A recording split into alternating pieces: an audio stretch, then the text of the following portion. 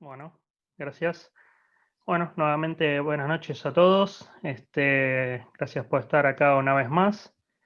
Y bueno, como siempre, ¿no? Los agradecimientos a Henry, Alfonso, todo por darnos este espacio y mantenerlo. Y bueno, a todos ustedes, ¿no? Por estar acá también, prestando su oído y sus ganas a esto. Así que bueno, hoy vamos a empezar una charla que, bueno, tiene su segunda parte mañana sobre la guerra postal de Alemania, que, bueno, la dividí en dos partes porque es extensa, ¿no? Se dio entre 1945 y 1989, ¿no? Con la caída del muro de Berlín. Entonces, bueno, como es un periodo extenso, por eso lo corté en dos. Y bueno, acá un poco elegí esta imagen acá de propaganda al principio que creo que un poco sumariza algo de lo que vamos a ir viendo, que muestra, dice, bueno, el este es el este y el oeste es el oeste, y nunca se van a encontrar. Dice, y bueno, muestra ahí a los presidentes de momento de cada lado, a la izquierda Heuss, de la República Federal, y a la derecha a Walter Ulbricht, del lado soviético, con atrás, digamos, los poderes de turno atrás de ellos. Así que vamos a arrancar. Bueno, un poco cómo vamos a estructurar la charla de hoy. Primero, bueno, vamos a ver un poco el concepto de guerra postal, ¿no? ¿Qué es esto? Sobre qué va a versar todo lo que vamos a ver hoy. Un poco cuál es el contexto en que se inicia y se dispara esto.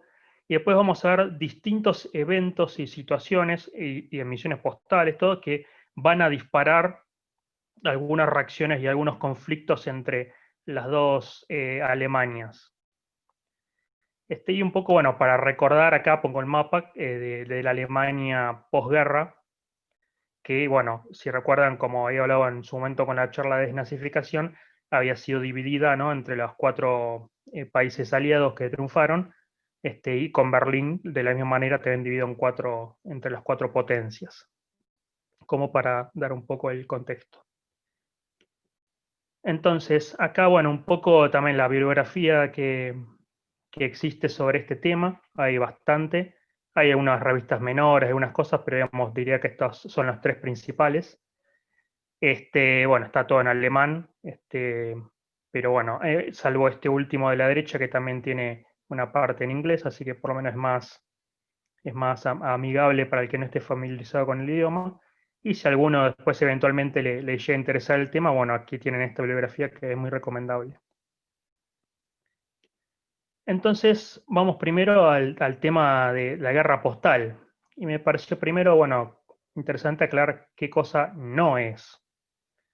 Porque por ahí el término guerra postal puede confundir. Entonces, no estamos hablando de correspondencia militar ni desde el campo, no es correspondencia de internados, no necesariamente ocurre en periodos de guerra, no es correo tratado por oficina de censura, no es correspondencia mostrando relaciones postales interrumpidas entre países.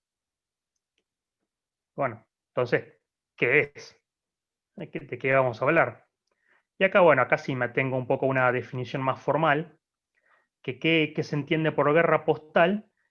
Bueno, se define a guerra postal como las medidas adoptadas por razones políticas, y esto es importante, recuérdenlo, por las autoridades nacionales competentes de un país contra los sellos de correos emitidos por la autoridad postal de otro país, de otra zona postal, así como contra matasellos u otro material postal, incluidas las tarifas, por la misma autoridad. Entonces, digamos, estamos hablando de dos países, dos zonas diferentes, dos zonas postales diferentes, con autoridades postales cada una, y que rechazan material postal del otro país. Y ahora, ¿y qué medidas pueden tomar al respecto de esto?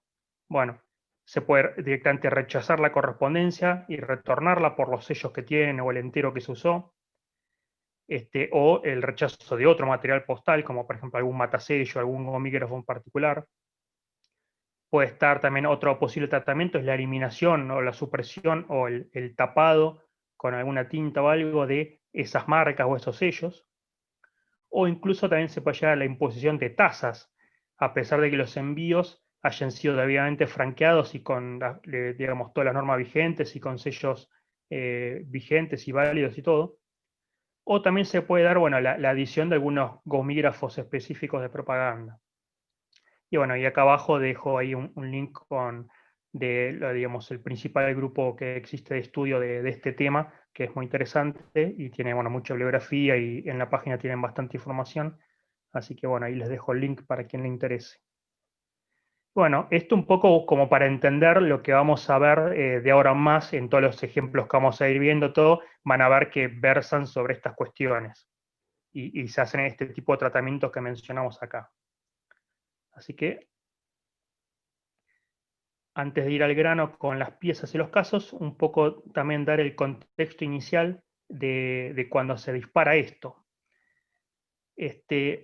Recordemos que muy cerca del fin de la guerra, hacia febrero del 45, tiene lugar la reunión de Yalta, donde bueno, se juntaron Churchill, Stalin, Roosevelt, para bueno, acordar cuál sería el destino de Alemania, y ahí ya se había empezado, si recuerdan cuando la charla de desnazificación, ahí ya se habían empezado a esbozar los primeros lineamientos para eso, y también ya se había acordado la futura división de Alemania en la zona de ocupación, que inicialmente excluía a Francia, pero luego se agregó y se dividió en 4 zonas. Entonces, bueno, poco después de eso, ya con los aliados ya entrando en Alemania y rodeando Berlín, finalmente el 8 de mayo del 45 se rinde Alemania y empieza, bueno, la ocupación aliada. Poco después de eso, entre fines de julio y principios de agosto del 45, tiene lugar la conferencia de Potsdam, donde acá sí efectivamente ya se concreta y se lleva a cabo la división de Alemania en las zonas que se habían acordado en la reunión de Yalta, todo, digamos, ya se lleva a cabo y se concreta todo eso. ¿Y qué pasa? Digamos, un poquito después ya empiezan a verse algunos desencuentros y diferencias entre, sobre todo, digamos, las potencias occidentales y Rusia, digamos, porque venían aliados simplemente por una cuestión forzada, por conveniencia, ¿no? Para derrotar a Alemania, pero no por afinidad. Entonces ya desde las reuniones previas y en estas situaciones empezaron a surgir algunas diferencias y empezaron a ya mirarse con cierto recelo.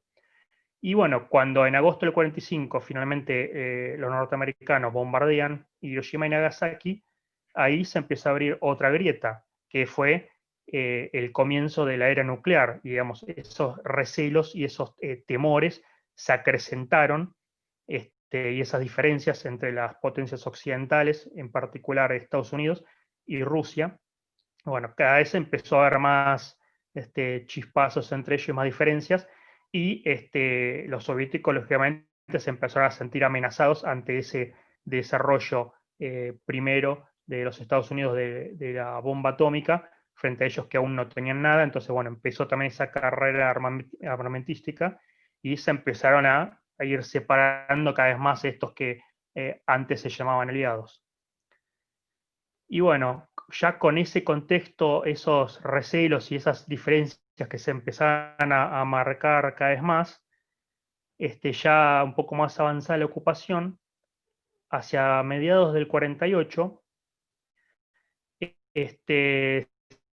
se dio, bueno, por las lógicas temas financieros que acarrea una guerra, que siempre, bueno, dispara gastos y todo tipo de cosas. Se dio también, lógicamente, una inflación en Alemania, y se vio la necesidad de hacer una reforma monetaria que inicialmente solo lo hicieron entre las 3 potencias occidentales, sin el lado soviético, porque no llegaron a un acuerdo.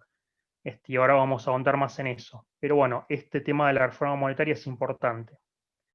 Y bueno, poco después, en mayo del 49, 23 de mayo del 49, finalmente las tres zonas occidentales se unieron formando la República Federal Alemania, y unos meses después, el 7 de octubre, lo que era la zona de ocupación soviética se convirtió en la República Democrática Alemana. Entonces, esto como para mostrar un poco el contexto en que nació y en el que empezaron estos resquemores, estos recelos y estos chispazos entre los soviéticos y los aliados, que van a ser el detonante de todo lo que va a venir a continuación. Y bueno, como mencionaba recién, el tema de la reforma monetaria es el primer hito importante que vamos a ver en esto que es la guerra postal de Alemania. Como mencionaba recién, lógicamente el financiamiento de la guerra, toda la emisión monetaria que hicieron los alemanes durante la propia guerra, los gravámenes en todas las zonas ocupadas y todo eso, bueno, fueron llevando a que hubiera un exceso de dinero y que empezara a haber inflación. Y bueno, luego de terminada la guerra, el Reichsmark, que era la moneda válida en ese entonces en Alemania, fue perdiendo su valor, se fue devaluando frente a otras monedas, otros cupones, y así fue que se llegó a esta necesidad de una reforma monetaria. Y bueno, primero intentaron llegar a un acuerdo entre las cuatro potencias, entre las cuatro zonas, pero bueno, no se pudo llegar a un acuerdo con el lado soviético, y finalmente, como mencionaba antes, el 20 de junio del 48, las tres potencias occidentales decidieron llevar a cabo la reforma monetaria, que como ven acá un diario de la época, que dice, bueno, les traduzco, que dice, bueno, la reforma monetaria solo para Alemania Occidental. Y acá me pareció simpática y lindo reflejo del momento la imagen de, ahí de un nene jugando con un montón de billetes que ya no servían para absolutamente nada. Digamos, me parece un lindo ejemplo de esa inflación en ese momento. Y bueno, ¿qué pasó? Cuando los del lado occidental llevaron a cabo esta reforma monetaria, se cambió el Reichsmark por el Deutsche Mark como nueva moneda, con una relación de 100 a 1. ¿Y qué pasó? Los soviéticos, como decía antes, no se sumaron a esta reforma de entrada. Entonces, ¿qué pasó? Inicialmente tenían miedo de que se disparara un flujo de los viejos Reichsmark de la zona occidental hacia la zona de ellos y que incrementara la inflación. Entonces los soviéticos empezaron a tomar algunas medidas de restricción como, bueno, el control de peatones, todo el tráfico de personas, de trenes, de carga, etcétera, para tratar de evitar ese flujo de los viejos Reichsmark hacia su zona, luego de esta reforma del lado occidental. Y bueno, esto terminó forzando que a los pocos días los soviéticos también tuvieran que hacer su propia reforma para frenar esta cuestión. Uy. No, está bien. Y es en este contexto que se da el primer hito de lo que es la guerra postal desde el punto de vista filatélico de Alemania, entre las dos Alemanias. Porque, ¿qué pasó? Estas reformas monetarias desfasadas que hubo entre las dos zonas hicieron que los soviéticos de entrada no reconocieran la reforma occidental, y el correo se sumó a esto. Entonces empezó a rechazar la correspondencia que llevaba los nuevos sellos con la sobrecarga de Berlín, emitidos luego de esta reforma. Entonces, como ven acá, por ejemplo, en la pieza a la izquierda, es una carta con un porte simple de 20 Pfennig, que era la nueva tarifa que había surgido en el lado occidental luego de esta reforma, 20 Pfennig para una carta hasta 20 gramos, con los sellos nuevos emitidos por Berlín con la sobrecarga, y está dirigida a Leipzig, que estaba en la zona soviética. Y bueno, allí le marcan como inválido los sellos, siempre que ven que le marcan así como un semi-rectángulo en azul, es que se marca como inválido los sellos. Entonces, del lado soviético le marcaron como inválido los sellos y la tasaron por el valor vigente de una carta hasta 20 gramos del lado soviético, que era 24 Pfennig, a partir desde el 1 de marzo del 46. Entonces, si bien estos sellos eran perfectamente válidos desde el punto de vista occidental, desde el lado occidental, y la tarifa del lado occidental era 20 FEN y está todo correcto, no lo reconocieron esto del lado soviético y tasaron por esa razón la carta.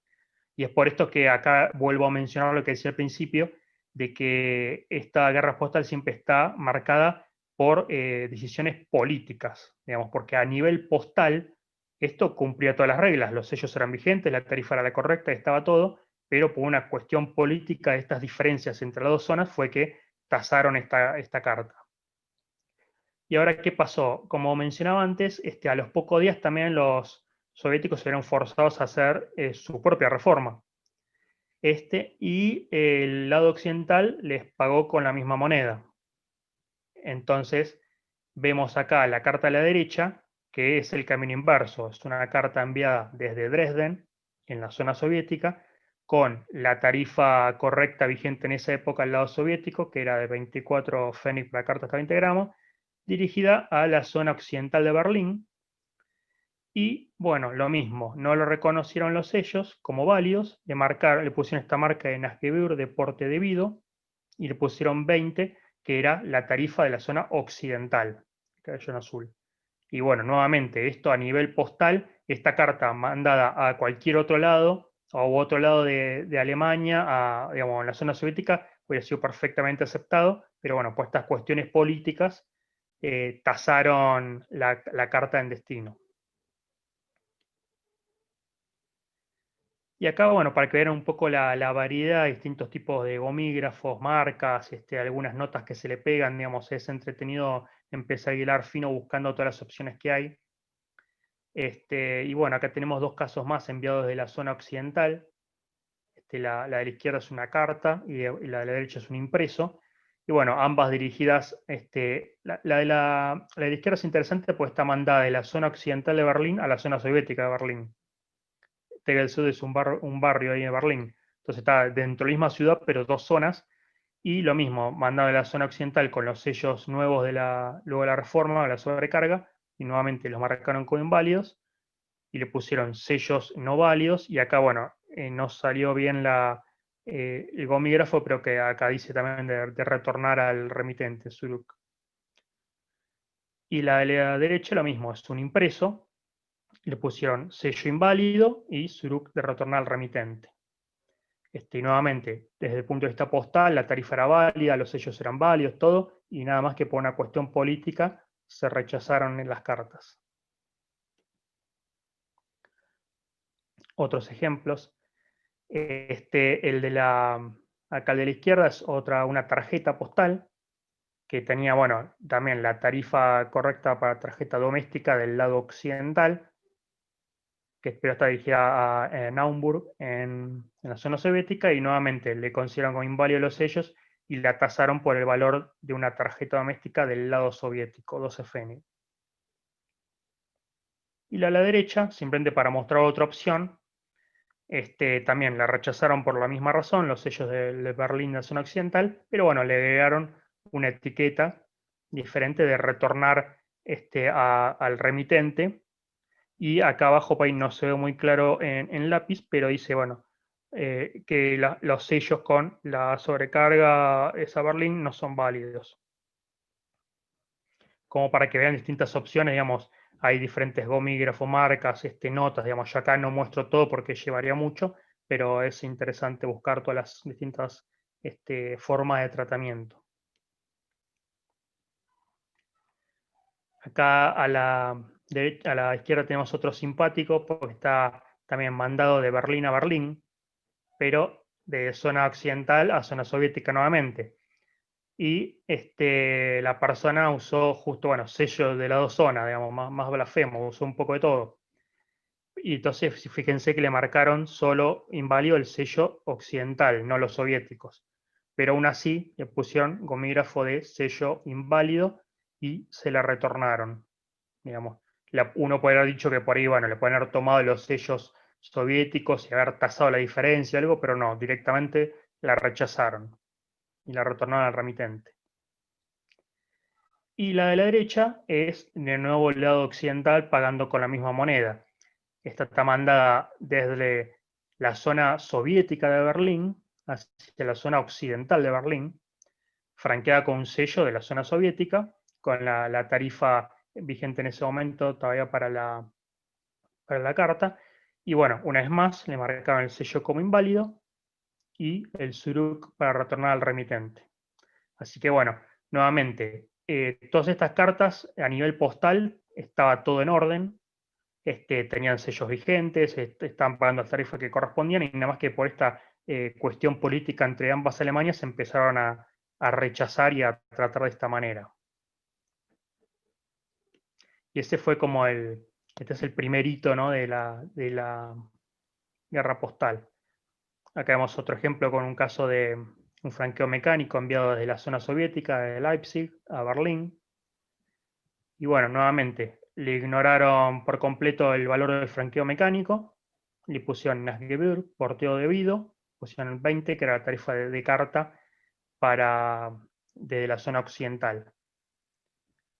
Y a la derecha, bueno, nuevamente un paquete enviado desde la zona occidental de Berlín hacia Rostock, en la zona soviética, y no le tomaron absolutamente ningún sello. Fíjense, nuevamente le marcaron ahí el semi-recuadro ahí en azul, no le consideraron ningún sello como válido y tasaron abajo por el mismo valor.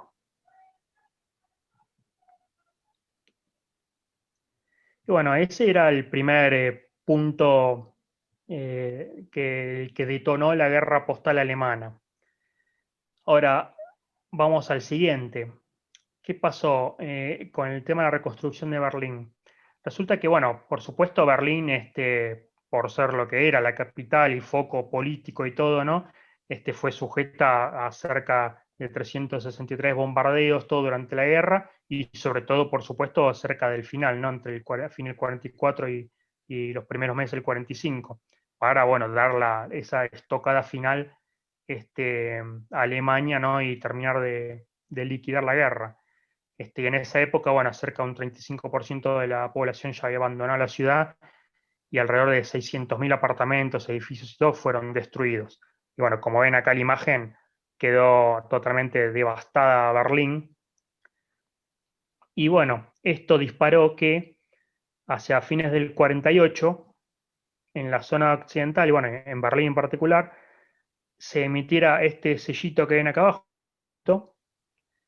que se emitió como una sobretasa obligatoria para la correspondencia, para, bueno, recaudar fondos para la reconstrucción de Berlín y ayudar a las víctimas. Esto era una sobretasa obligatoria incluso para el correo oficial. En esta época vamos a encontrar correo oficial que no paga el porte de la carta, de tarjeta, ¿no?, o el porte del envío que sea, pero sí paga esta sobretasa, digamos. Era obligatoria para absolutamente todo el mundo sin distinción alguna. Aún los que usualmente no pagan franqueo están exentos de los porteos de los envíos, pero no de esto, tenían que pagar esto. Ahora, esto fue una idea nuevamente del lado occidental. Y nuevamente el lado soviético no acompañó esta idea. Así que estos sellos se consideraron como inválidos para el lado soviético. Entonces empezamos a encontrarnos nuevamente cartas rechazadas o con estos sellos manipulados por las autoridades postales del sector soviético. Y acá, por ejemplo, a la izquierda vemos un caso curioso que manda, bueno, una carta simple registrada de Heidelberg hacia Heiligenstadt en la zona soviética, que le pusieron la sobretasa obligatoria.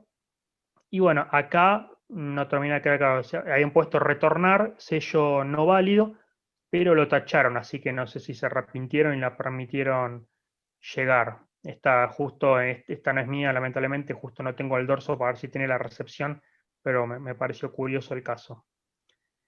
Y la derecha, sí, ya más claro, no deja lugar a dudas. Fue también mandada desde la zona occidental hacia Leipzig, nuevamente en la zona soviética, con el sello de la sobretasa obligatoria. Y también le pusieron, bueno, el gomígrafo ese recuadro de sello inválido y retornar. Ahora fíjense nuevamente cómo se nota que es una cuestión. Uno puede decir, está bien, el sello de la sobretasa es inválido, pero el sello que paga el franqueo es perfectamente válido y no es uno de los sellos rechazados ni nada, así que la carta estaba completamente pagada. Sin embargo, se rechazó la carta y se retornó. Entonces, por eso es que yo destacaba que es importante, que es una cuestión política, digamos, que van a ver que pasa por encima, por a veces, de lo postal. Bueno, un caso más en que además de ponerle el gomígrafo, le taparon en negro el sellito ese.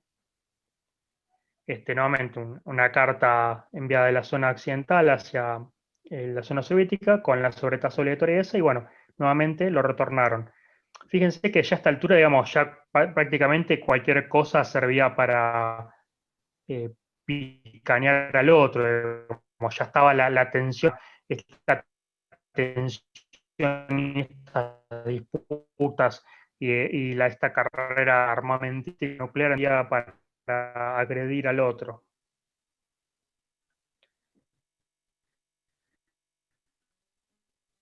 Y acá a la derecha muestro, bueno, otro gomígrafo ejemplo que aclara, dice, bueno, se retó variedad, también como mencioné al principio, marcas todo como para hilar fino en estas cuestiones.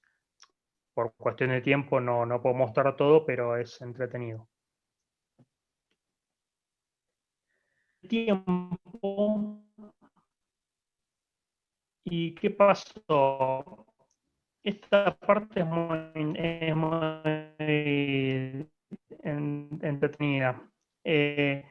Resulta que hay bastantes peores condiciones que el lado occidental, digamos, ahí era mucho más oprimida, los trabajadores, digamos, la venían pasando peor.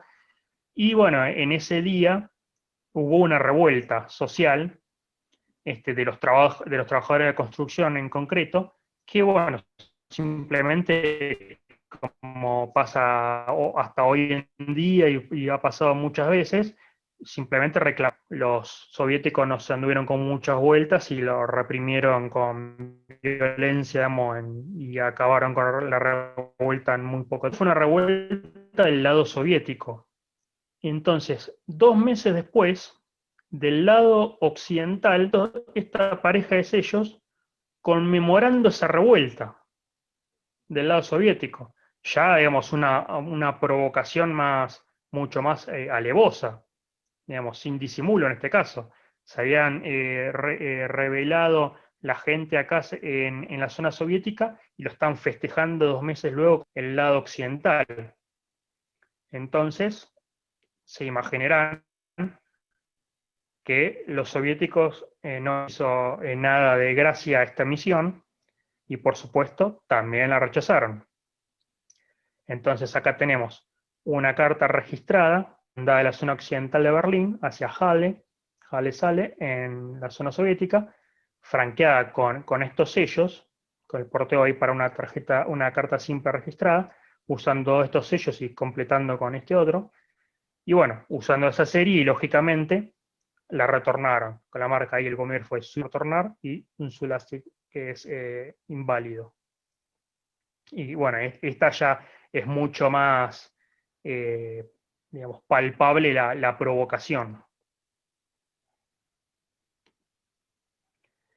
Ahora, el mismo año, en la zona occidental, emitieron este sello, que ven acá arriba a la izquierda, en la que se conmemoraba a los prisioneros de guerra alemanes. ¿Y qué pasó? Del lado soviético, esto se tomó como una ofensa, porque del lado soviético aún había prisioneros vigentes, digamos, todavía estaban ahí. Entonces lo tomaron como una afrenta. Y una vez más empezaron a rechazar estos sellos. Y como ven acá, tenemos una tarjeta y otra. La tarifa de la tarjeta en ese momento era 10 Fenix doméstica y la de la carta era de 20, por eso tiene 2 sellos. Y bueno, ambas dirigidas hacia la zona soviética, y una vez más, por esta cuestión de que lo tomaban como una ofensa hacia ellos, porque ellos aún mantenían prisioneros de guerra, fue que taparon los sellos. Pero no la retornaron, en este caso los taparon, pero los permitieron seguir.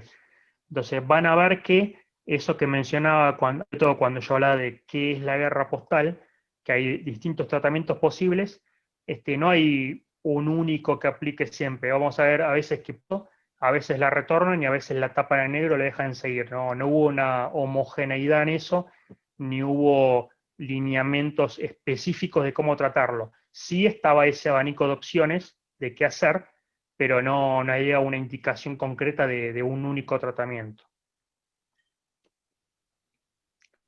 Y bueno, esto lo pongo, es una que tengo también en mi colección, como una excepción a la regla, que no es común, que es un paquete enviado de Hannover, la zona británica, hacia Arnstadt, en la zona soviética, en la que, como parte del franqueo, pusieron 2 de esos sellos.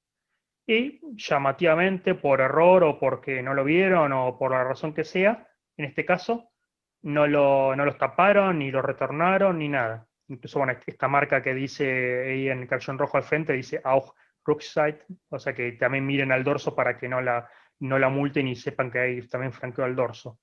Entonces, bueno, por una razón que desconocemos, esta no fue víctima de la guerra postal y se permitió circular ya de destino sin intervención alguna, que no es usual.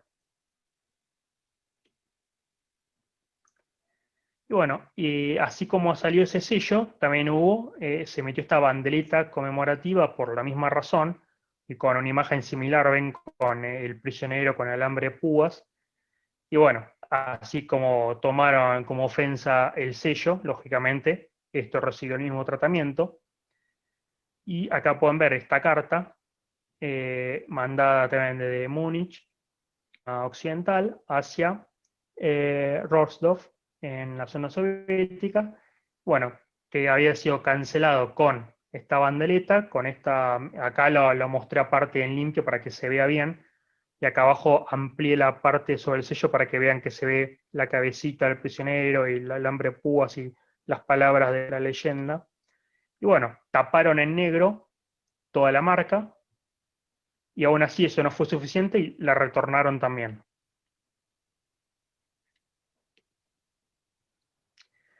Avanzamos un año y llegamos al año 54. Y acá se dio un evento importante en el lado occidental que fue también una elección presidencial el 17 de julio del 54 para elegir, bueno, un presidente del lado federal de Alemania. Y algo con lo que, bueno, el lado soviético no estaba muy de acuerdo porque ellos, bueno, tenían las riendas ellos, mucho el poder ellos, llamaba mucho la atención la idea de elecciones. Y aún así, igual del lado occidental presentaron un candidato comunista que perdió estrepitosamente. Y bueno, y conmemorando este evento, se sobrecargó este sello que había emitido previamente con esta sobrecarga, haciendo mención de las elecciones presidenciales de ese día. Y bueno, nuevamente, como los soviéticos no simpatizaban con esta idea, ¿qué pasó? También se empezó a rechazar este sello de la elección. Entonces, en este caso, acá vemos una carta registrada y una tarjeta, ambas también desde la zona occidental hacia, ambas hacia Leipzig. Y bueno, no se la retornó, pero sí se la tapó en negro el sello, digamos, en a estas elecciones presidenciales del lado occidental. Acá en la de la izquierda se ve mucho más claramente el sello. Acá el de la derecha, bueno, fue mucho más contundente la marca, pero se llega a vislumbrar la forma ahí de la campanita y la sobrecarga. Y acá, ahora avanzamos un año más, al año 55. Y acá es importante traer a luz otro evento que marcó también un hito importante y que van a ver que a lo largo de esta historia de la guerra postal surge repetidas veces, que fue la expulsión de los alemanes étnicos de todas las zonas, lo que habían sido las zonas ocupadas en Europa Oriental y Central, porque imagínense, luego de todos los horrores sufridos por muchos en las zonas ocupadas de parte de los alemanes, cuando se acabó la guerra, lógicamente, bueno, hubo y una revancha y venganza hacia los alemanes, hacia incluso gente que por ahí llevaba décadas o varias generaciones viviendo antes en esos lugares, pero bueno, tenían la desgracia de ser alemanes en ese momento y bueno, hubo millones de alemanes expulsados de esas zonas de lo que era antes Silesia, que después volvió a ser parte de Polonia, de la propia Polonia, Bohemia-Moravia, que es Checoslovaquia, bueno, y otras zonas ocupadas, se echaron a millones de alemanes, y otros fueron internados en campo de trabajo, incluso, bueno, hubo gente asesinada, digamos, hubo mucha bronca y mucha ganas de venganza de toda esa gente, de esas zonas que había sufrido muchísimo, y entonces, bueno, tenían un odio hacia los alemanes que, bueno, uno entiende el porqué, pero bueno, pues incluso vivían en Polonia de hacía generaciones, pues no tenían nada que ver, pero bueno, ahí hubo la luz. ¿Y qué sucedió? Esto sucedió apenas terminó la guerra, ¿no? Entre el 45 y el 49, digamos, fue inmediato. Y como decía recién, en el 55, expulsión de los alemanes de Europa Oriental y Central. Y se metió este sello, año de la expulsión de los alemanes. Y bueno, también le emitieron del lado occidental. Y nuevamente, bueno, los soviéticos decían que para ellos, bueno, era como un revanchismo, era no innecesario, digamos, conmemorar eso. Y una vez más empezaron a rechazar la correspondencia que llegara de la Alemania Occidental con este sello. Entonces, bueno, acá les muestro dos ejemplos de dos tratamientos diferentes. La de la izquierda es una carta que nuevamente tenía un sello válido, el porteo correcto N para cartas 30 gramos, dirigida hacia la zona soviética, y bueno, lo mismo. La marca es Suruk de retornar y marquen un Unsulesek de sello inválido. Y el de la derecha es similar, pero tiene sus diferencias. ¿Por qué? ¿Qué pasó con este? Acá pronto el lado occidental aprendió y sabía que el lado soviético le iba a rechazar este sello. Entonces, ¿qué hicieron? Fíjense que esta carta está mandada de Lübeck y fue la propia sucursal de origen la que ni siquiera despachó la carta y la retornó al remitente, aclarando, pegando este papel que se retorna, bueno, al remitente, aclarando que los envíos que contengan este sello por los 10 años de la expulsión de los alemanes no son aceptados por el lado soviético. O sea, esta ni siquiera salió de la oficina de origen, porque ya, bueno, Lübeck ya había aprendido que la iban a rechazar, entonces ni siquiera la enviaron y se la retornaron directamente al remitente.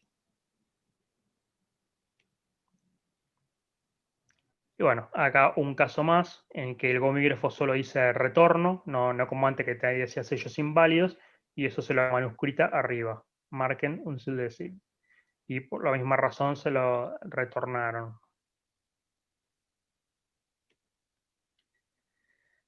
Y seguimos avanzando un poco y llegamos al año 59-60.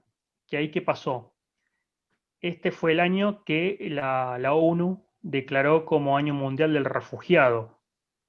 Y bueno, instando a todos los países de alguna manera a tratar de ayudar a reubicar a la gente que había estado en los campos de desplazados, a toda la gente que había perdido sus hogares, que había quedado varado en otro país o en Alemania, luego toda la guerra. Y bueno, era algo que el del lado soviético no se venía facilitando mucho, todavía seguía habiendo muchos campos de desplazados, se venía desatendiendo ese tema bastante. Y como seguramente sabrán, porque casi todos los países han emitido sellos conmemorando este evento este año, este, Alemania Occidental no fue ajena a esto y también emitió sellos. Ahora, ¿qué pasó? Nuevamente, como el lado soviético esto no lo estaban prestando mucha atención y no estaban ayudando mucho en este tema, también empezaron a rechazar estos sellos. Y no solo el lado soviético alemán y la propia Rusia, sino todo el área que quedó de influencia rusa, ¿no? Tras la cortina de hierro, digamos, Bulgaria, Checoslovaquia, Rumania, Polonia, digamos, toda esa zona. Y acá tenemos, por ejemplo, precisamente una carta mandada desde Bad Neustadt, una carta registrada mandada de ahí en Alemania, la zona occidental, dirigida a Bucarest, en Rumania, que estaba, digamos, bajo de la esfera de control soviético, y le aplicaban este gromígrafo de retornar, está franqueado con sellos no admitidos por los sellos del Año Mundial del Refugiado. Y bueno, y acá nuevamente es una cuestión meramente política. Estos sellos eran perfectamente vigentes, la tarifa está toda pagada y por una cuestión meramente política de rechazo de toda esta influencia soviética en todas sus zonas, retornaron esta carta. Y para que vean simplemente que no se limitó a solo a Alemania, acá tenemos un ejemplo de una carta de Holanda dirigida a Polonia, que también estaba dentro de la influencia soviética.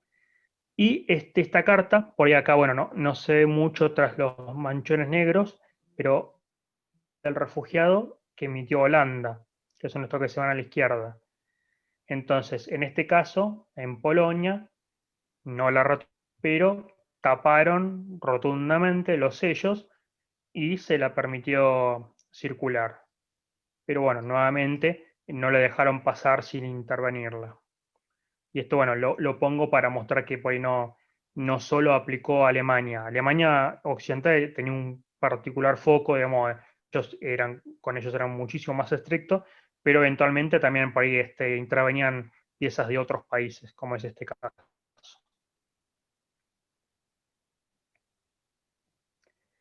Y este es un caso divertido también. Ya vamos avanzando también nuevamente en el tiempo y llegamos al año 64, en el que del lado occidental se emitió una serie conmemorando una serie de edificios célebres de Alemania en distintas ciudades. ¿Y cuál fue el pecado de la zona occidental? Bueno, fue el incluir algunos sellos con imágenes de edificios en ciudades dentro de la zona soviética, como son este caso de este edificio en Dresde y este en Neubrandenburg, que ambas están dentro de la esfera soviética, la zona soviética. Y ahora, bueno, uno se puede preguntar qué tiene de ofensivo esto, o sea, no es como la que conmemoraba la revuelta, que era una provocación alevosa. En este caso es un edificio célebre, nada. Pero bueno, nuevamente, recuerden que esto eran cuestiones políticas, ya cualquier cosa servía para agredir al otro, no hacía falta mucho justificativo. Entonces, el simple hecho de que estuvieran conmemorando este edificios dentro de ciudades de la zona soviética desde la zona occidental, bueno, sirvió para que los soviéticos también rechazaran estos sellos. Y acá vemos una carta en la que nuevamente es una carta de Hannover, perdón, de Gelsenkirchen, dirigida hacia Moscú. Abajo puse una imagen así de levantando el papelito que pegaron ahí abajo, que está pegado solo de un lado, y abajo tiene una marca de Return, está dirigida a Moscú. Y acá nuevamente, como ya la oficina de Hannover, que fue la que centralizaba esto, ya sabía que Moscú, Rusia, rechazaba estos sellos, le pegaron este papel aclarando que se retornaba al remitente por que estos están aceptados por el lado soviético, así que esta ni siquiera, digamos, llegó a Rusia, digamos, la detuvieron antes en Hannover, sabiendo de antemano que se le iban a rechazar. Hay algunas que sí viajaron y por ahí fueron tapadas en negro el sello y llegaron. Luego, digamos, aprendió el lado occidental y ya las atajaban ellos, no las enviaban porque sabían que se las iban a rechazar. Y acá hay un caso simpático o ridículo, como quieran llamarlo, con otro sello emitido por los edificios, que es de una iglesia en el Bangen, que, como pueden ver, al poco de ser emitido, fue rechazado porque decían que tenía oculta una cara de Hitler, que es esto que amplía acá, que está ahí en la parte superior del arbolito. Que si lo miran decís, bueno, ahí se ve como el pelo, los ojos y lo que sería el bigote. Entonces, tomando eso de argumento, por eso acá digo nuevamente otra vez, ya cualquier cosa servía para picanear al otro, digamos, ya estaban buscando hasta cualquier cosa para molestar y agredir al otro. Entonces encontraron esto, que bueno, no dejan de tener razón, en verdad se parece a Hitler, algunos dicen Chaplin. Entonces, en la ciudad de Potsdam, en la soviética, es curioso que solamente se dio en esta ciudad, en el correo de esta ciudad, empezaron a tapar este sello, como lo ven acá, esta carta desde Braunschweig, en la zona occidental, dirigida hacia Potsdam, que está franqueada con este sello, y le taparon bien concretamente el arbolito que es donde está esa supuesta imagen de Hitler. Pero por lo menos no la retornaron y la dejaron circular. Y acá muestro también, además de los sellos y todo, también hubo algunos gomígrafos que se usaron por cuestiones políticas, algunos que causan gracia, otros más o menos. Y acá si se fijan, el de la izquierda es una carta de mandada de la zona soviética, con este sello conmemorando a Treblinka, dirigido a la zona occidental de Berlín. Ahora, ¿cuál era el problema con esta carta? El problema acá era el matasellos, que si se fijan, dice Berlín, Hauptstadt es capital. Berlín, capital de la DDR, o sea, capital de la República Democrática Alemana. ¿Y qué pasó? En la recepción le pusieron como el contragomígrafo, dice Berlín, capital de Alemania, no de la zona soviética. Este está bastante común, se ve bastante.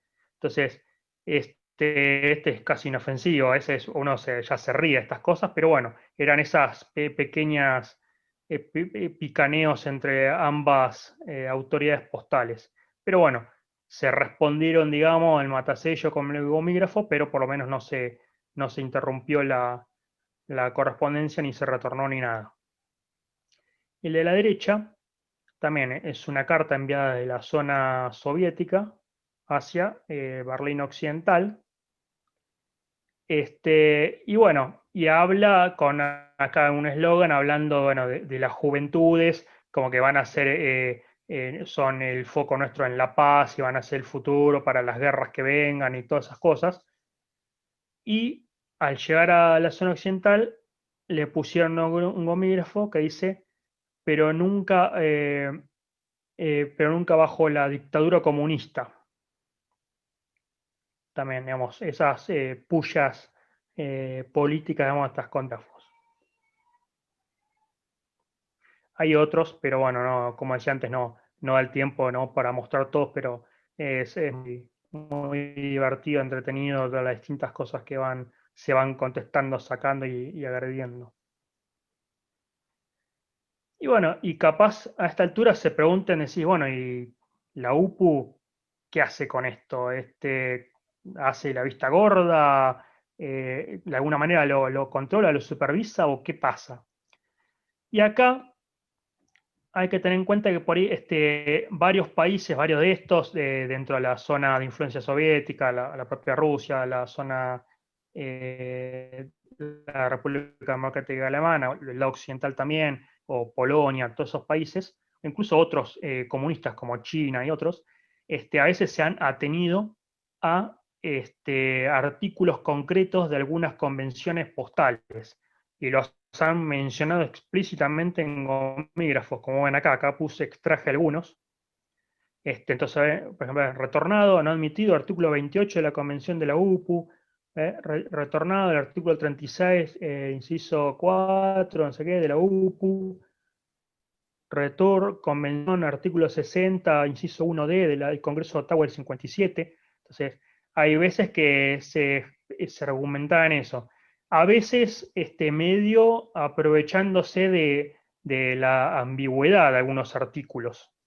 Porque a veces no hay un artículo, ningún artículo en las convenciones de UPU que hable de guerra postal per se. No existe eso. Entonces, pero sí algunas de estas autoridades se atuvieron a algunos artículos en concreto o algunas ambigüedades como para basarse en ellos para justificar su rechazo de la correspondencia. Y acá menciono algunos artículos de distintas convenciones que se han usado en distintos gomígrafos. Por ahí en la charla de mañana vamos a ver algunos casos más que mencionen esto, todo, así que por eso no voy a andar mucho ahora, pero mañana vamos a ver algunos casos que mencionan las cartas que tienen estos gomígrafos mencionando artículos específicos y todo, y vamos a ver un poco más de eso. Pero no quería dejar de mencionar esto, que por ahí uno pensaría, si bueno, está bien, son cuestiones políticas y todo, pero ¿qué sucede con la UPU? ¿Hace la vista gorda o qué pasa? Y bueno, sea este caso que por ahí se aprovechan de algunos grises en algunos artículos. Y acá pongo un ejemplo. De acá, este gomígrafo habla de un retorno por la Convención de Ottawa del 57, el artículo 60, inciso 1D. Y si, bueno, vamos a esa convención, a ese artículo, inciso 1D, esto habla de prohibiciones, y el inciso 1D habla de artículos, importación o la circulación esté prohibida en el territorio de destino. Entonces, por ejemplo, se atenían a eso, diciendo que, bueno, esos sellos tenían la circulación prohibida en su país. Entonces, vamos, se atenían a este artículo para justificar el porqué de ese rechazo de esto, de distintas épocas y con distintas convenciones y eso, pero bueno, no quería dejar de ilustrar esta parte para que no pareciera que era algo totalmente ajeno a lo postal o ajeno a la UPU, sino que hay una pata en ello que voy abusando de estos grises, de estos artículos que por ahí le daban rienda a hacer estas cuestiones. Y bueno, y hasta ahí llega lo que quería mostrarles hoy. No quise hacerlo muy largo para que no sea pesado y resto para mañana. Y bueno, hay mucho más de cada uno de estos puntos, digamos, como mencionaba, hay distintas, han tapado los sellos con tinta negra, con blanca, gris, amarilla, distintas marcas de retorno, pero bueno, era imposible mostrar toda la variedad de cada punto si no hubiera sido eterno. Pero bueno, creo que es un tema bastante entretenido, que tiene así desde el punto de vista histórico-postal, con todo ese tratamiento del correo, los retornos, los gomígrafos, el tema de las tasas y todo eso, y con un contexto histórico que va totalmente y es inevitable, y precisamente es ese contexto es el que dispara todas estas cuestiones del tratamiento del correo. Así que me parece un tema divertido y que no es algo que se dé solo en Alemania, porque mañana al final voy a mostrar un poquito de otros casos en otros países para que vean que no es algo propio de Alemania, pero sí Alemania es el caso más emblemático porque fue el más duradero por lejos, porque se dio desde el 45 hasta el 89, inédito que no se dio en ningún otro lugar del mundo. Pero bueno, eso es todo por hoy, así que bueno, espero que les haya gustado. Gracias a todos por su tiempo y su atención y bueno, como siempre quedo ahora disponible para cualquier pregunta o comentario que tengan y responderé en lo que esté a mi alcance. Gracias a todos. Felicitaciones, Fernando. Muchas gracias, Fernando. Muy bueno. Fernando, muy bien. Excelente. Muy bien, Fernando. Excelente, muchísimas gracias. No, a ustedes. Pasamos a las preguntas. Mauricio. Primero, Fernando, felicidades, muy bonita tu charla, ya estoy esperando mañana a ver la segunda parte. Mi pregunta es, ¿existe algo de esta guerra postal durante el bloqueo de Berlín del 48? Bueno, sí, o sea, algunos de estos sellos, vos pensás que mucho de esto, la reforma monetaria que yo hablaba al principio, se dio en el 48, así que se dio todo si vos te referís a alguna marca o algo concreto que haga referencia al bloqueo por sí. Al bloqueo en sí, sí. Claro, ¿Existe? algo así referencia a eso, no. Ah, ok. No, coincidieron temporalmente, digamos, porque se dio en el mismo momento, pero no por ahí con alguna referencia concreta del bloqueo. Ah, ya. Muchas gracias. No, por nada. Roberto. Buenas noches. Buenas noches. Fernando, te felicito por tu exposición. Yo quería hacerte una consulta sobre el tema de inflación. Tal como se dio después de la Primera Guerra Mundial, existieron cartas con multifranqueos. En el periodo el que tú hablas, ¿existen cartas con este tipo de multifranqueos? Porque no vi en tu exposición No, algo no por el tanto, o estilo. sea, sí, no se disparó de igual manera que en la Primera Guerra Mundial. En la Primera Guerra Mundial, digamos, la inflación que vino después fue tremenda, fue terrible. Hay cartas con billones de marcos franqueadas o con planchas enteras, digamos, dobladas varias veces que quedan así de gruesas, cosas tremendas. Hubo algo de inflación en Alemania post Segunda Guerra, pero no a ese nivel. Se duplicaron las tarifas, pero no fue más que eso. Después subió un poco más, pero no llegó ni cerca de ese nivel. No se ven franqueos así de grandes, no se ven. Gracias. Digamos, lo contuvieron a tiempo, digamos, pudieron reaccionar bastante rápido y no dejaron que se disparara de forma después de la Primera Guerra. Gracias. No, por nada. ¿Alguna otra pregunta por ahí? Henry. Heinz. Gracias. Fernando, muy interesante, muchísimas gracias. Quería comentar algunas cosas.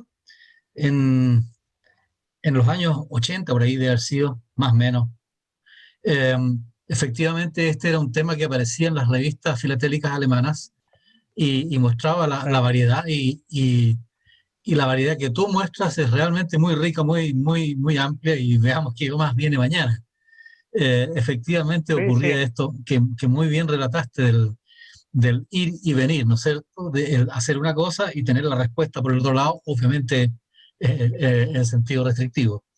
Muy interesante. Sí. Quería ver si pudiéramos comentar dos piezas en particular. Una en la cual manifestaste era una tarjeta que tenía franqueo de ambos lados. Un Berlín de 16 Pfennig. Sí, ya sé cuál es. Dame un segundo. Estoy compartiendo, ¿no? Sí. Esa. Esta. La de la izquierda, sí.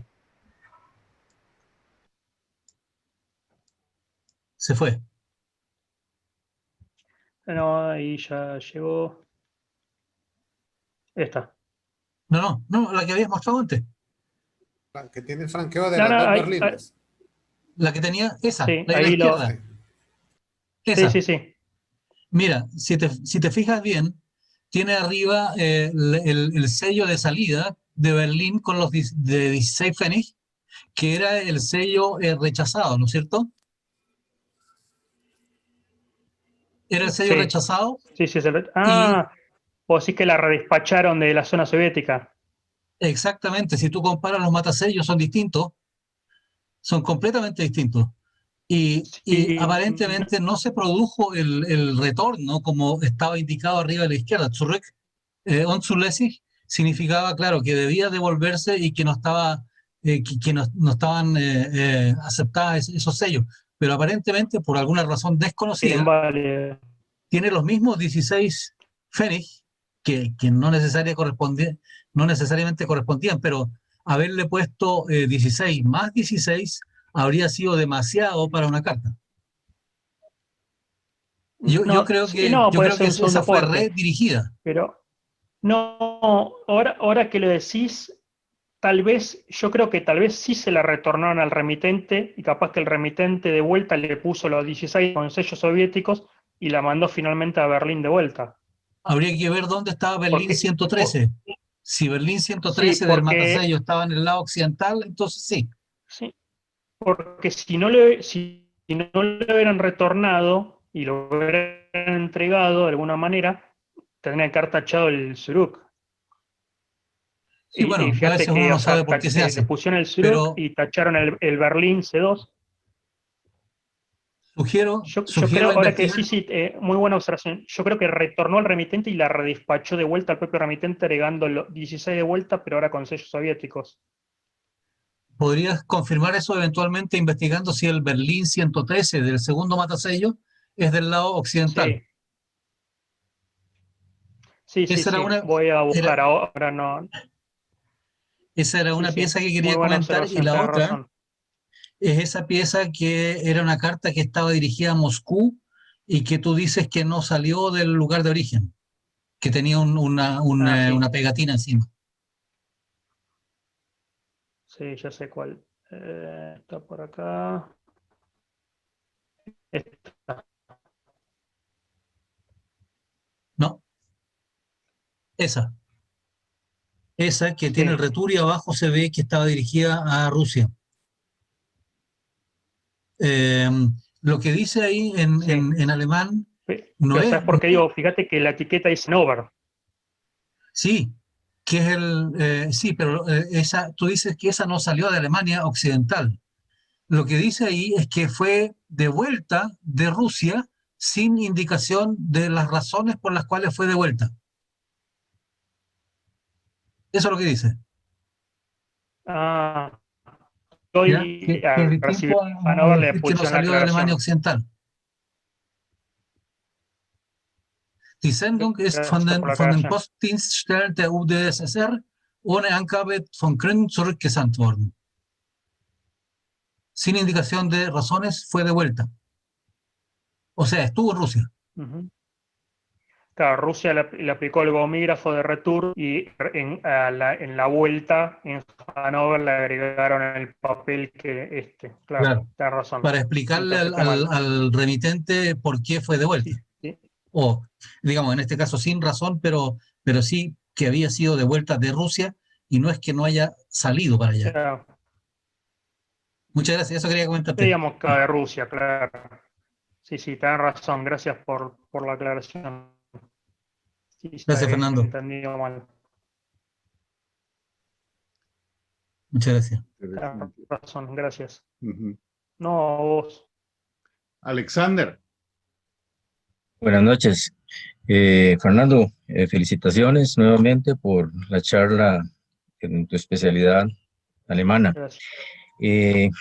Aunque lo dijiste desde un inicio que no se trataba de censuras, me llama la atención, digamos, de los países detrás de la cortina de hierro en ese entonces, si tenían censura las cartas cuando se dirigen al mundo occidental y viceversa.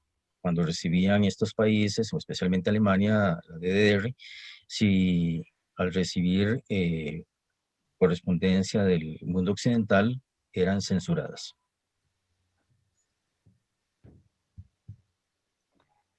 Mira, la censura se dio más o menos hasta los años 48, 49, creo. En algún lado siguieron un poquito más, pero más o menos por esos años se acabaron.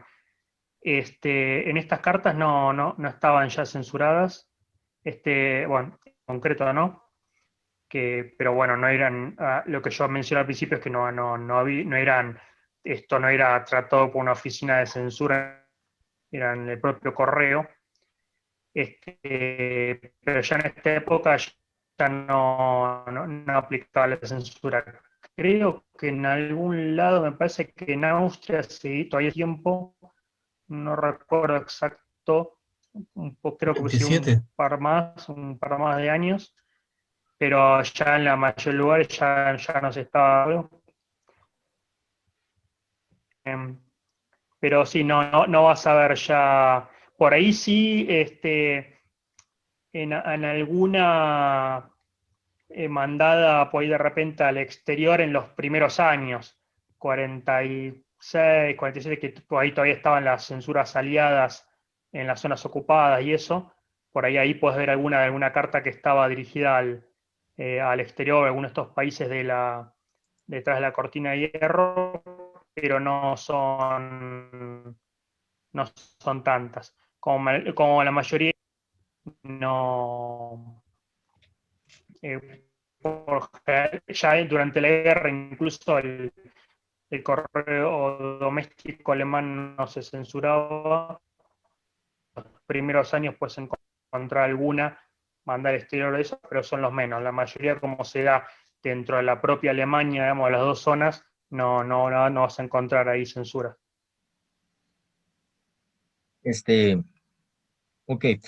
Lo que a mí me llama poderosamente la atención es que bueno, lo que yo he leído de la policía, digamos, secreta de la DDR en ese momento era sumamente estricta. Y bueno, sabemos del muro de Berlín y todas las consecuencias que se tuvieron con ese muro y las muertes, la gran cantidad de muertes que hubo por gente que quería escapar al mundo occidental. Tan férrea era la situación ahí en la DDR como no se censuraba la correspondencia. Si había gente que era pro-occidental No, dentro de la DDR. no, justo no conozco mucho esa censura soviética. Hay una censura soviética posguerra que son bastante raras y de ese control, pero no son tan comunes de ver, no hay mucho. Y por ahí era bastante específica hacia algunos objetivos concretos, digamos, no a toda la correspondencia. En estas cartas yo no he visto nunca con censura soviética. Ok, gracias. No quita que... Fernando, una consulta. ¿Y cuál era el movimiento, digamos, dentro de Berlín? Porque siendo controlado por ambos, digamos, ¿no? Si se sabía que había rechazo de las estampillas de uno de otro, dependiendo de dónde lo depositaban, había dentro de Berlín libertad de movimiento para irse, qué sé yo, pues al otro lado, conseguir las estampillas del otro lado y despachar la carta directamente desde allí, o cómo funcionaba eso en esa época. No, libertad de movimiento no. Acordate que bueno, ahí empezaron a aparecer los famosos checkpoints, los puntos Sí. los puestos de control para pasar de un lado al otro de Berlín, que ahí está el famoso checkpoint Charlie y todo. Charlie. Digamos que no pasabas libremente. Bueno, después por supuesto estaba el muro, ¿no? Que atravesaba, así que no era nada de libre circulación. Que bueno, igual el muro recién se levantó en el 61, ¿no? Antes no estaba. Pero sí había control, digamos, no podías, bueno, me voy caminando y aparecí en el lado soviético. Si lo hacías, no le ibas a hacer barata. Digamos, había mucho control de eso. Con los sellos, no tendré que investigar mejor, si tendrían, creo, que tuvieran disponibilidad de sello los dos lados. No creo, igual como te digo, era bastante targeteado, digamos, no rechazaban todos los sellos. Viste que pasaba con algunas emisiones nomás. Entonces por ahí vos con otros sellos no había ningún problema, lo usabas, lo despachabas y la carta llegaba sin problema.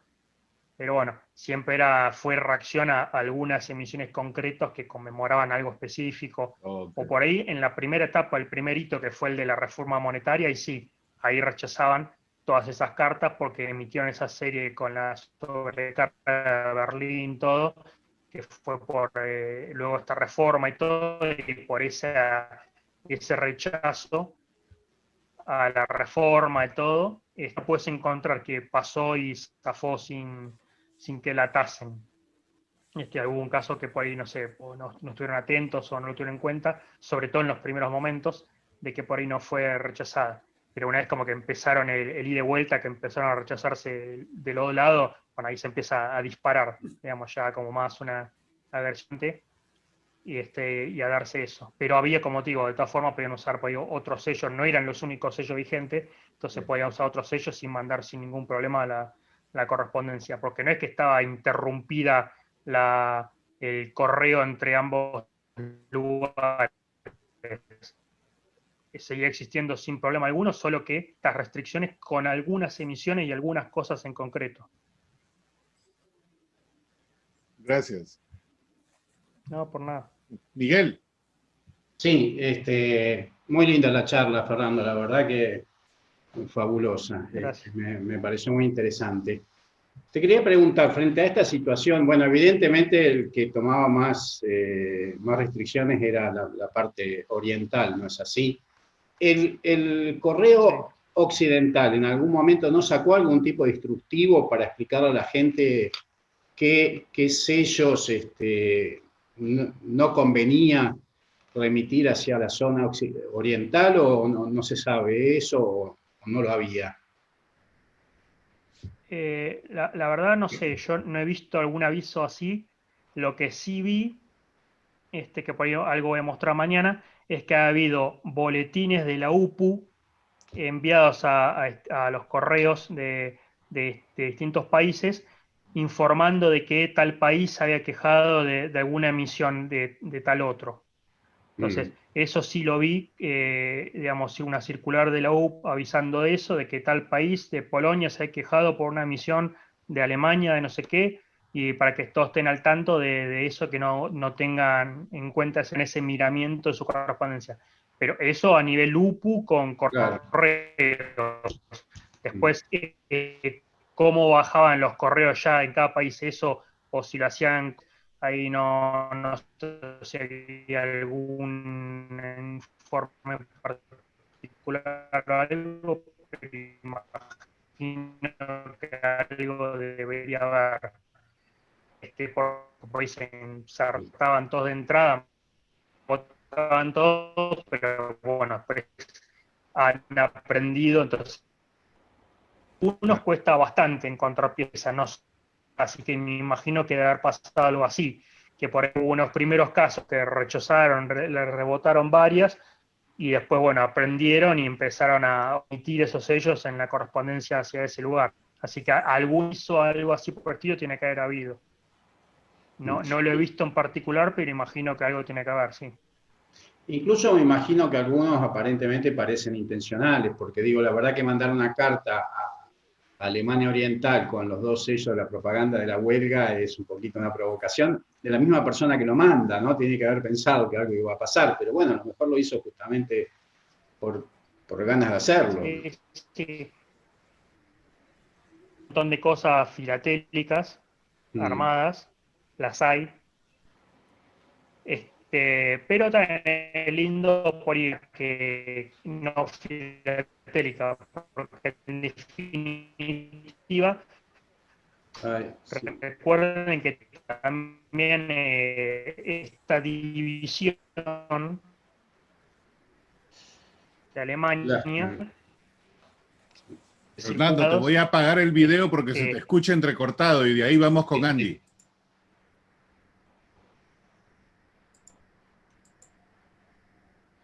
Sí, uy, te puse en mute de accidente. Fernando, si te sales del mute, por favor, y apagas tu video.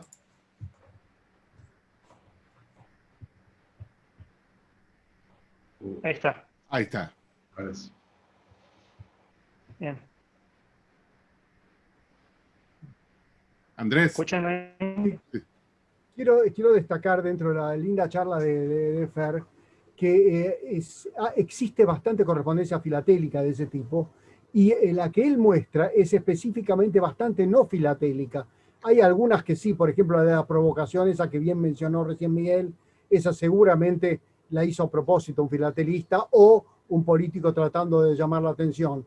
Pero la gran mayoría de las que él muestra no son filatélicas, lo cual es muy bonito, porque se conocen muchas, así como dijo Heinz, que hubo muchas publicaciones durante los años 80 de la guerra postal en muchísimas revistas, en la DBZ, en la filatelía, entonces ellas salían un artículo atrás del otro de la guerra postal, se mostraba muchísima correspondencia fabricada. Y esta no, esta parece ser la que él mostró, lo que muestra Fer, es mucha correspondencia verdadera, lo cual es una búsqueda bastante más difícil, ¿no? Claro. Sí.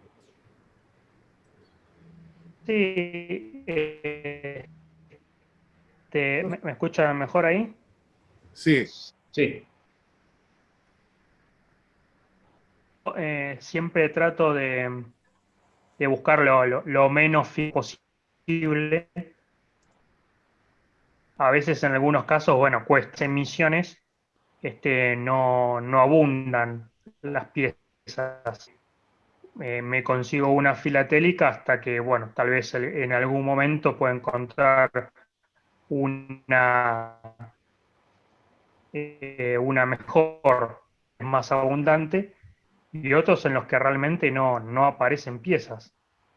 Por lo que así, bueno, a veces hay que poder conformarse con lo que aparece hasta que, bueno, en algún futuro por ahí aparezca algo mejor. Las dos que son muy lindas, Fer, son las dos de Paquet, esa una de Berlín con el 2 marcos rojo con sobrecarga roja, es muy linda tarjeta, rara tarjeta, y también la otra linda es la con el post-horn y los dos sellos grises esos de los prisioneros de guerra, son dos muy lindas tarjetas, ¿no? Y la de los prisioneros me gustó porque yo siempre, en todas mis colecciones, siempre busco también la excepción a la regla. Así como en la desnazificación busqué piezas que debieron ser desnazificadas y no lo fueron, en la de las compañías busqué compañías que debieron ser juzgadas y no lo fueron.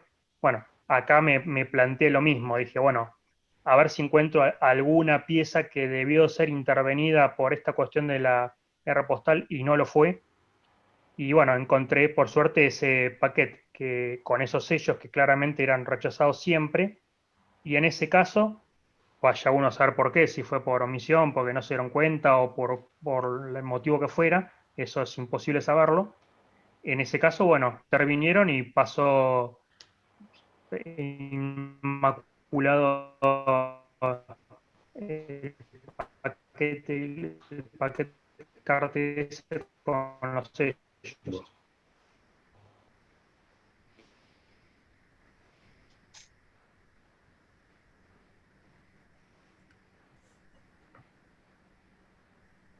La conexión parece media inestable, pero más o menos te escuchamos ahí.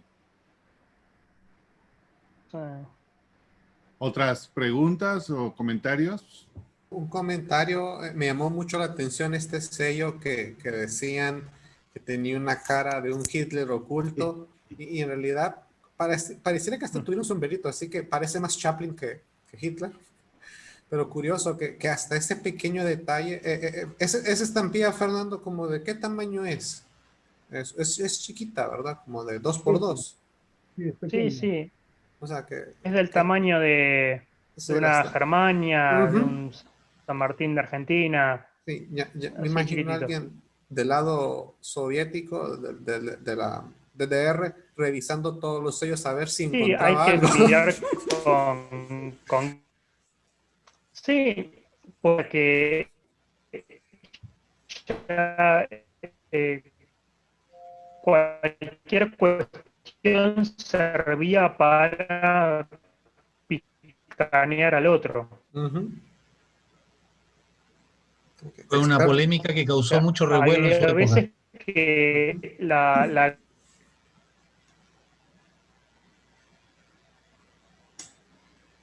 Y en varias revistas salió eso. Pero después, bueno, ya la cara de Hitler, Chaplin, bueno, ya causa gracia.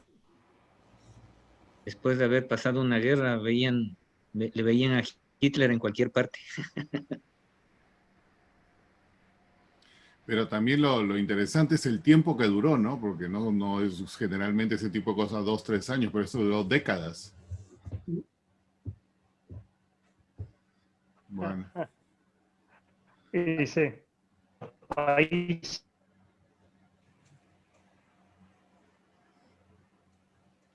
¿Alguna nota final por ahí? Henry.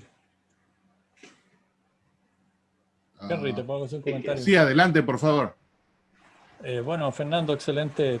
La verdad que es un trabajo de investigación muy interesante porque estás justamente buscando las cosas que no son tan evidentes para un coleccionista normal, digamos. Y esa famosa, el sellito chiquitito con que se trata de adivinar la cara de Hitler es realmente una paranoia absoluta, ¿no? Es indudable. Así que me parece un trabajo de investigación y una mirada muy, muy interesante. Yo supongo que encontrar material de esto no es tan fácil. Esa es una primera pregunta que te quería hacer, o si puedes comentarlo. ¿Es una colección que has construido muchos años?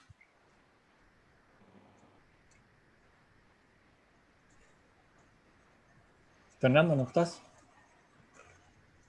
Ya quedó mudo. Estaba con la conexión inestable, pero sí, ahí lo veo. Sí.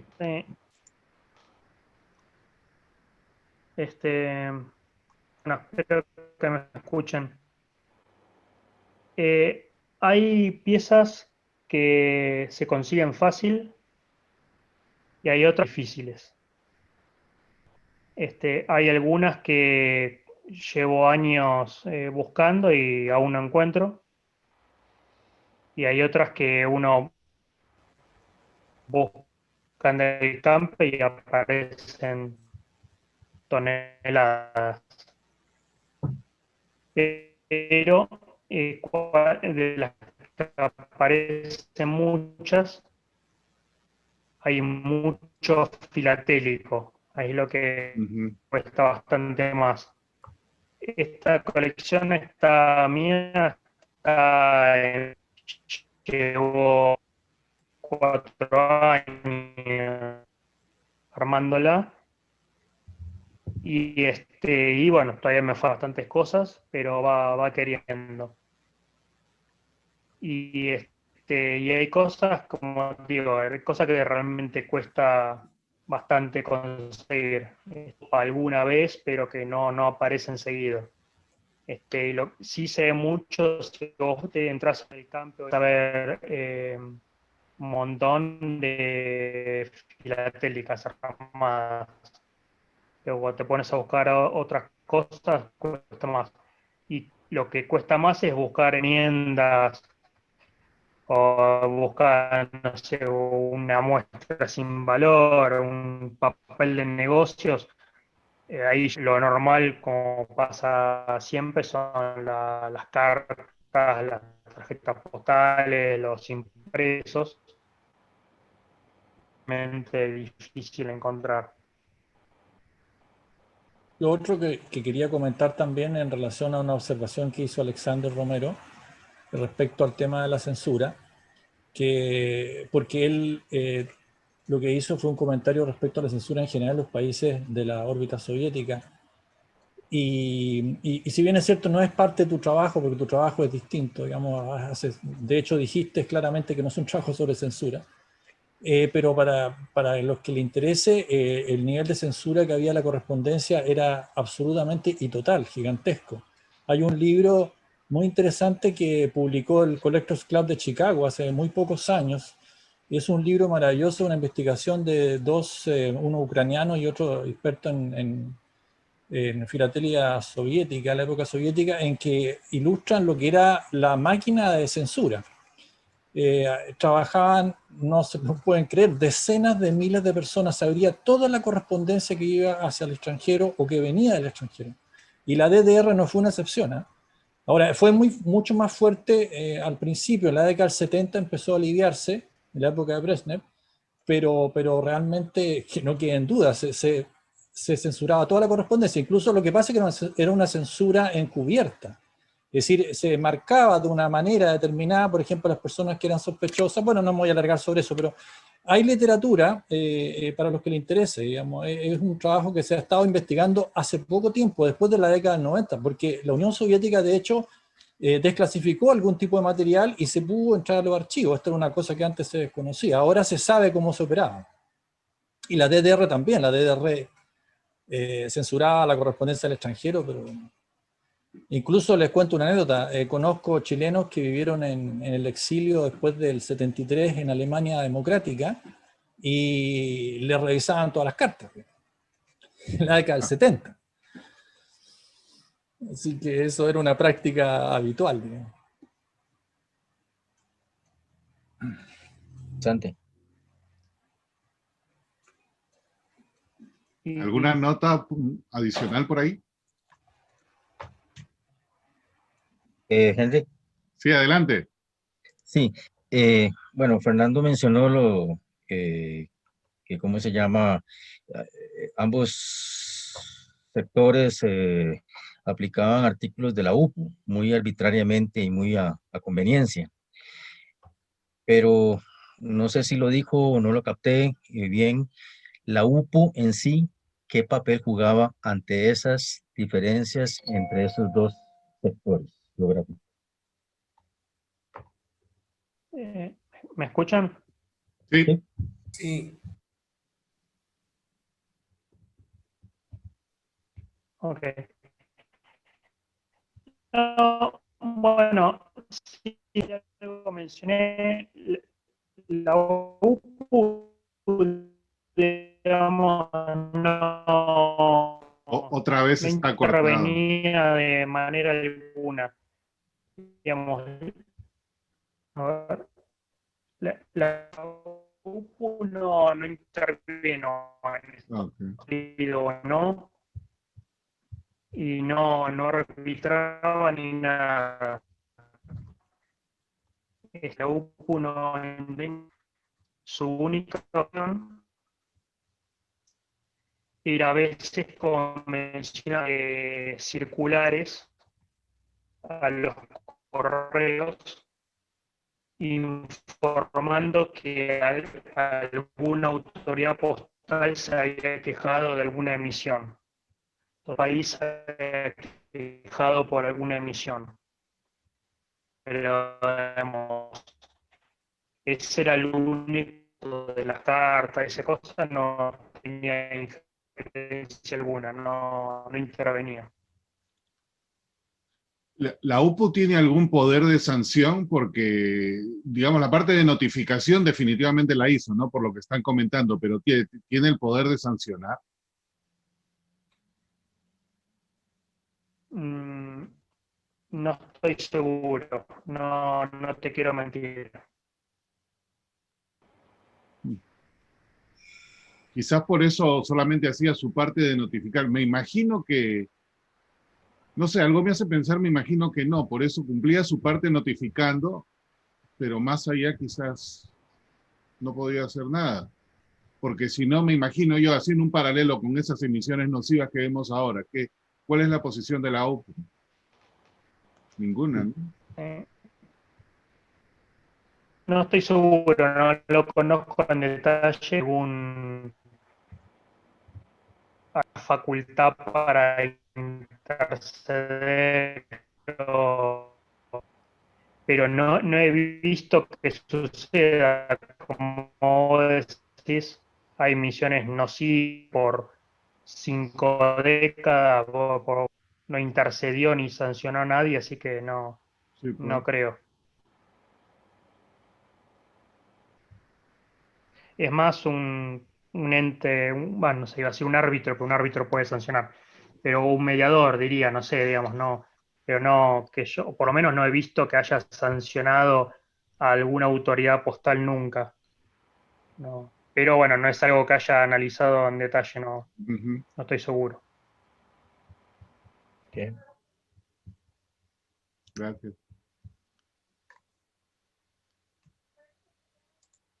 Ok, si no hay nadie más por ahí. Entonces, con eso, Fernando, muchas gracias nuevamente. Gracias a ustedes. Interesante tema que continúa el día de mañana.